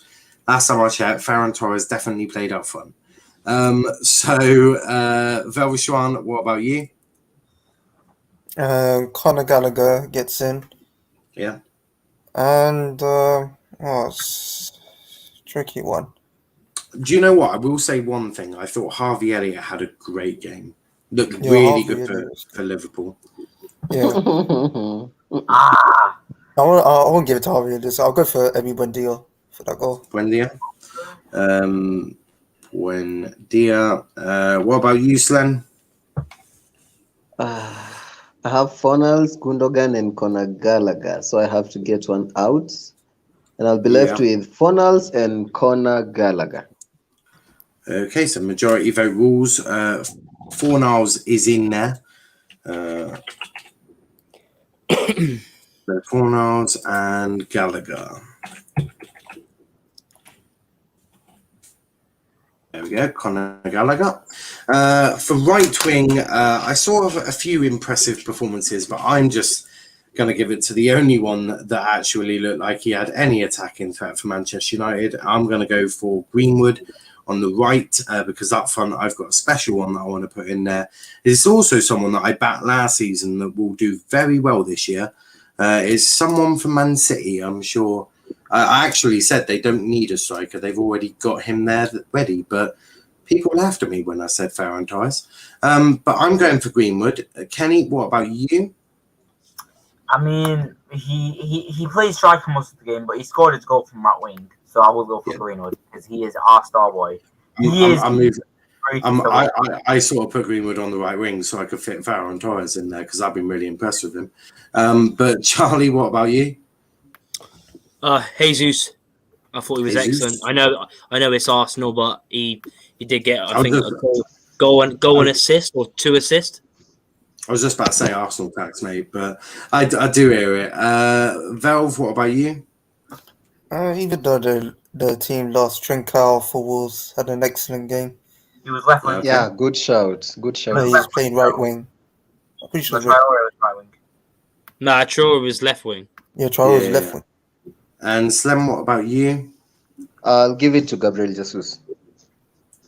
Okay, so that's 2-2 and my channel, so I win.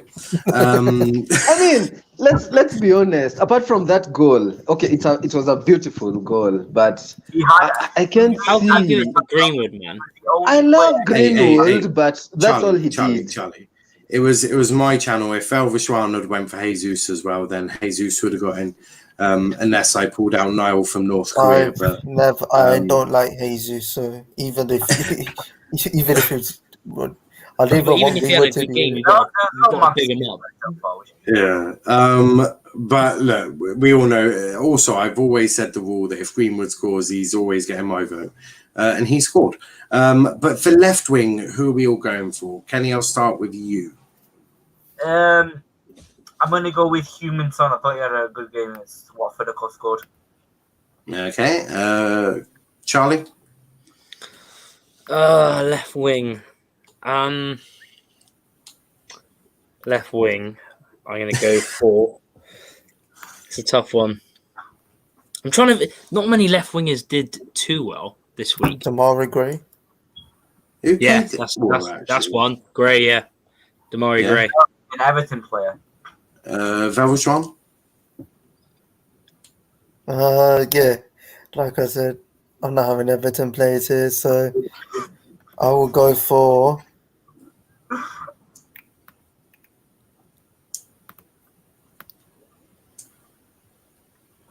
Would you like a drum roll or? I think.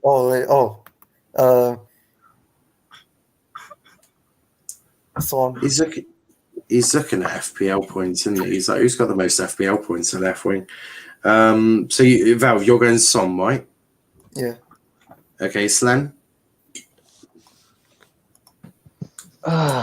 This one is hard because no one really did something to impress me, but I think I'll give it to Gray because of that run and finish. Okay. Val, you said Son, didn't you? Yeah. Right, so because Kenny and Velvishwan went for fucking Son, I'm going to give it to, it was Damari, wasn't it? It was Damari Gray. Yeah, Damari Gray. I want to change it anyway. So. Yeah. Up front, I'm going Ferran Torres. Kenny, what about you? I've noticed there's no City players in this. I know it's Arsenal fans. I don't want City players, so I won't get one in. Chris Wood, I think, had a good performance. Yeah, Kenny, you like touching my woman. Jesus Christ. Charlie, what about you, mate? It only has to be one, really. The real Torres and the real GOAT, Ferran Torres. Ferran Torres. Valve. The player that is better than Bukayo Saka, better than Emil Smith Rowe, better than Gabriel Martinelli is Ferran Torres.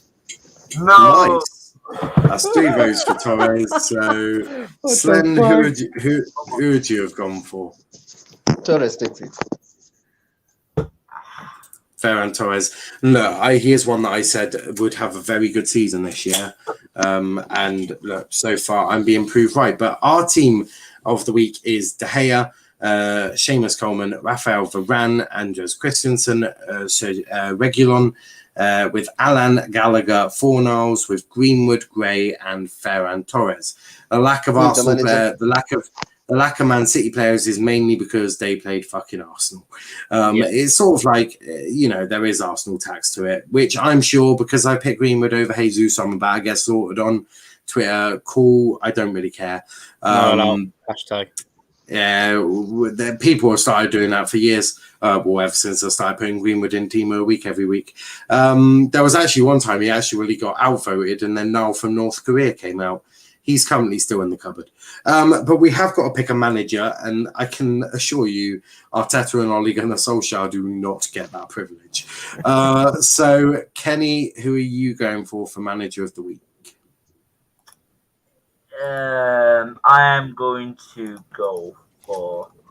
I think Nuno. He got way too disrespected when Spurs took him, and good game. I think Nuno beats Watford 1-0, and we're giving it a fucking Nuno. He was good though. They were good. Yeah. Okay. Charlie. This is one which probably many people wouldn't think of. They didn't win, but they got a very good result when no one expected them to get a good result. I'm going to go Patrick Vieira. Call me mad. Good shout.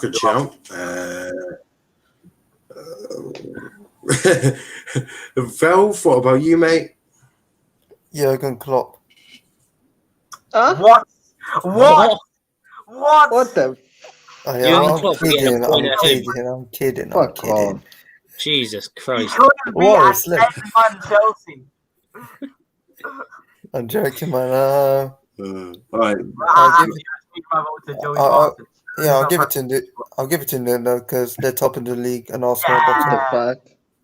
Come on, man. Fucking Watford. So two votes for Nuno. 2 votes for Nuno beat Watford 1-0. I can't say fucking Watford. They beat us. 1 vote for Patrick. One vote for fucking Patrick Vieira. Slen, I've got a feeling I know who you're giving it to. Who am I giving it to? Patrick Vieira. No. Oh yeah, sorry. Who's your manager? Thomas Tuchel. Thomas Tuchel. Yes. Yeah, Benitez. Ooh. Forgot about him. The real Rafa. Yeah. That's actually has not to a be done. bad Actually, yeah. Yeah, I'm going to change it to Rafa. Just because I'm not ever having, not ever, but not having Nuno in there because he beat Watford 1-0. I am going to give it to Rafa Benitez. It has to be a coin flip. Coin flip. I demand a coin flip. Don't, because Charlie, Slen, and myself have gone for Rafa, and you. Yeah, I've changed it. Have gone for. Fair enough. Yeah, I have to give it to the real GOAT. Yes. The real goat, Rafa. You do. Disgrace. Wolf, Yeah. my lawyer. Rafa- Come on. Wolf is definitely not your lawyer. That I can assure you of. But that will be posted on Twitter later on. But that was a decent show. Obviously, we've done our team of the week and all of that lovely stuff. No Chelsea. Well, actually, no Liverpool players made it in, did they? Towards the end, so no one has snuck in under my wonderful leadership. But you do go hit that like button, hit that subscribe button as well. We'll be back tomorrow 3 p.m. with Deadline Day Live. We'll be live from 3 p.m. all the way until 11:30 with a 30-minute break at 7. So do join us for that. It's going to be a great show. Link's going to be in the chat. So if you've got any news that we're not covering or Sky aren't covering, or the BBC or whoever you listen to on Deadline Day, make sure you come here and join us and get involved in the comments or join the panel. It's a great show. I'm looking forward to it. But Kenny, where can they find you? You can find me at Ronaldo is here on Twitter, Kenny TV on YouTube, and Kenny the United fan on Twitch. Also, let's just hope that Neves is coming tomorrow, please. For God's sake, United, I cannot live with Fred in my midfield. If Fred is in, just get Fred out of my fucking midfield. He's fucking. he played for fucking. Please, he's basically a 12-man for the fucking opposition. Why give them that advantage? But yeah, let's just get Neves tomorrow, please. on the go So he just begged United to actually do some more business. I thought you had Ronaldo. Wasn't that enough? But Charlie, where can they find you, mate? Yeah, at One Rovers Vlogs on Twitter and One Rovers Vlogs on YouTube on the road to 3K. Perfect. Velvishwan, where can they find you?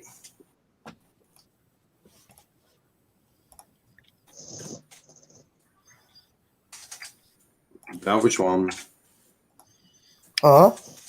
Dickhead, where can they find you? Oh, you can find me on Twitter, Instagram at vel_skills. Sorry, Kenny's just pleasuring me. This time. Whoa, look at my camera. Look at my camera. Look at my camera. Oh my God. Look at my bloody camera.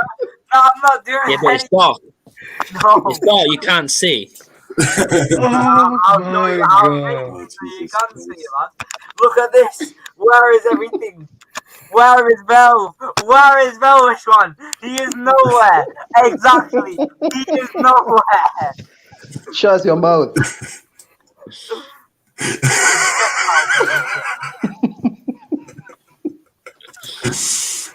So for anyone wanting to know, Kenny is currently pleasuring Velvishwan. The Slem, where can they find you, mate? Jesus Christ, please stop. No! Stop! Oh, Jesus Christ.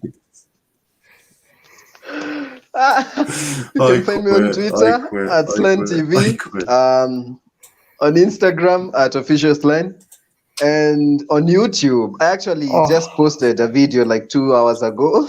It's SlenTV. And here, every time we have a Chelsea chat. And please remember to like, subscribe to this channel, and let's create a family. Yes, can you just create a family? Jesus Christ. You're fucking no, man. Well, let's end this.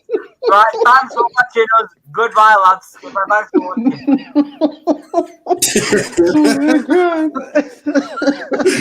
Did I just hear Vel moan?